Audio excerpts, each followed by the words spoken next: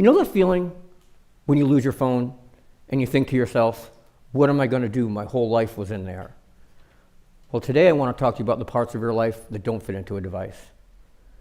I want to share with you 3 practical, affordable ways that you can take back some of that control from your device.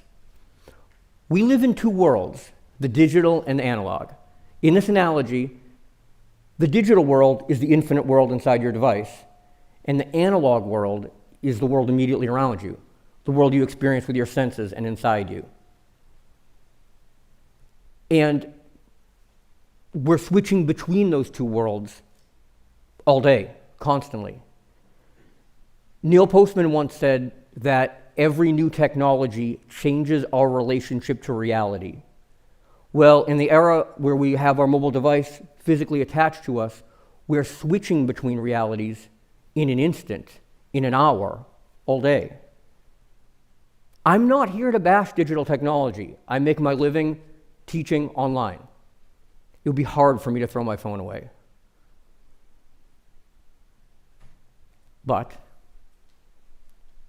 I also want to point out that digital technology enriches our life in so many ways. Think about it. You can do things on the cheapest smartphone that the richest, most powerful people in the world couldn't do not so many years ago. We gain so much from digital technology, and we lose so much. We exchange so much. The idea that there's always something more interesting, more important, more pertinent on your device than what's around you has effects on us. Digital technology affects our sense of self. It affects the way we communicate with others. If we're not careful, we lose things like patience, self-efficacy, joy, peace of mind, clarity. Those things count for a lot too. The pull, the promise, the stimulation that we feel from our device can drown out the world around us.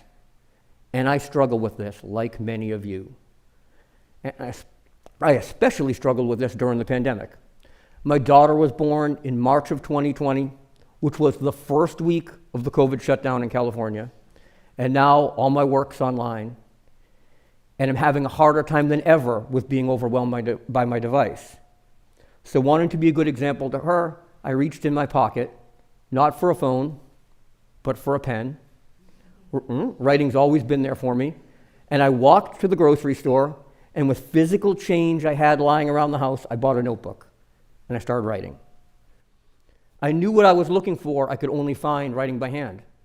Undistracted, unbroken, undivided analog writing. And I started writing down these ideas about digital and analog living and trying to come up with ways to live better with my device and without it. I came up with a bunch of ways. Maybe you have some too. I want to share 3 of mine with you. Let's get started. So the first way that you can take back some of that control, fight back against the irresistible pull of your device is, you know those empty moments when you're not really doing anything? You're maybe waiting for an elevator or you're waiting in line at the store, whatever it is. And what's the first thing we often do in those moments? We pull out our phone. Try this instead. In those spare moments when you would reach for your device, instead, think a positive thought. Take that moment to reflect. Instead of scrolling through sports scores, imagine a play happening on the field.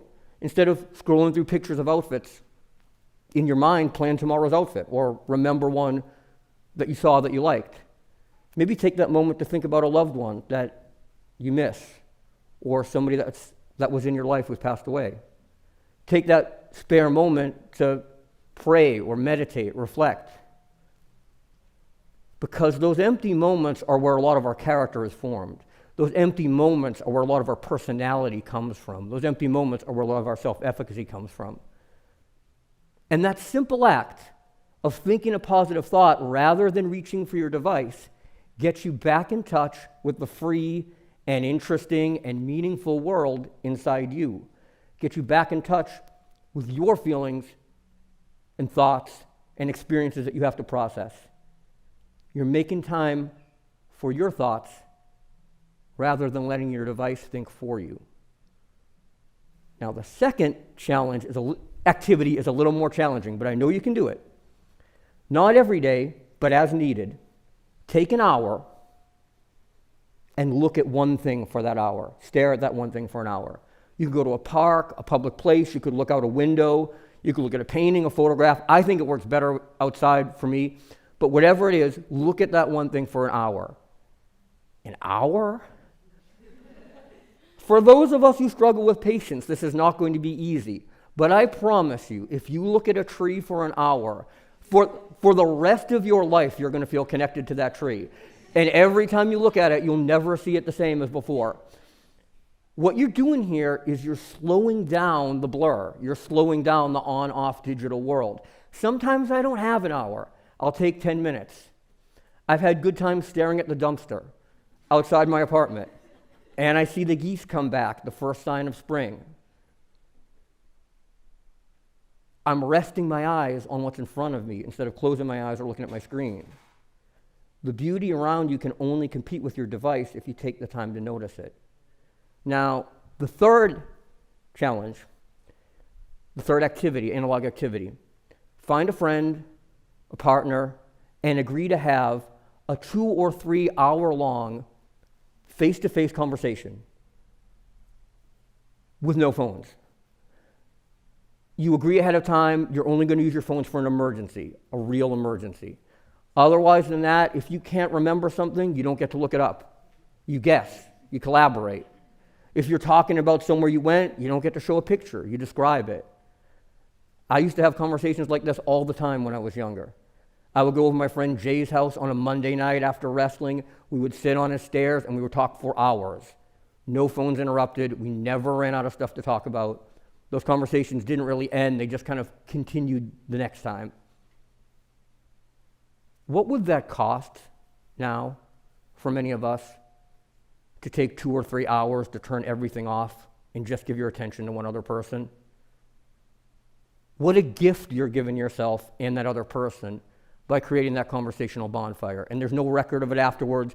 There's no picture taken together. There's no proof of it. But the memory and the good feeling lives on inside you afterwards. These 3 activities, taking spare moments to reflect instead of turning to your device, taking time to stare at what's around, taking the spare moments to reflect rather than look at your device connects you with yourself. Taking time to stare at what's around you connects you with your environment. And having a face-to-face lengthy conversation with someone connects you with another person. Your phone's not the only way to connect. I talked with you in the beginning about that feeling of losing your phone. Nobody likes losing their phone. But your phone's more easily replaced than your sense of self. It's more easily replaced than your ability to communicate with others. It's more easily replaced than your soul. How would your life be different if you lived more analog? What miracles in the spirit would you discover and share with the world? The digital world is essentially infinite. But here, in the analog world, we don't have an infinite amount of time or anything else. Lao Tzu, writing decidedly before the mobile phone, said, "Those with less become content, those with more become confused." Now, I can't speak for anybody other than myself, but if I were to look to see my life so far flash before my eyes, and I remember the best, deepest felt moments, like driving up to New Hampshire with my mother and father, and hanging out with my brother on days with nice weather, or playing in the park with my wife and my daughter, wandering these streets of Boston by myself and hearing the music all around me, not a lot of them would be me looking at my device. The digital world has its advantages, that's why we're in it. But the analog world has its advantages too. Those advantages could be the accident that never happens because the road had your full attention when you were driving. The advantages could be the relationship that you start or renew through face-to-face conversation. Those advantages could be the things you discover about yourself by reflecting. Digital technology is not going anywhere. Our devices are not going away. But for many younger folks, living analog would be something new. They've only lived in the digital world. So trying this out and trying to live more analog would be bringing a new energy into the world, not going backwards but going forwards, not something old but something new. This is not about the good old days. This is about giving your life more attention than your device. This is the earliest it will ever be. There's no time better than now.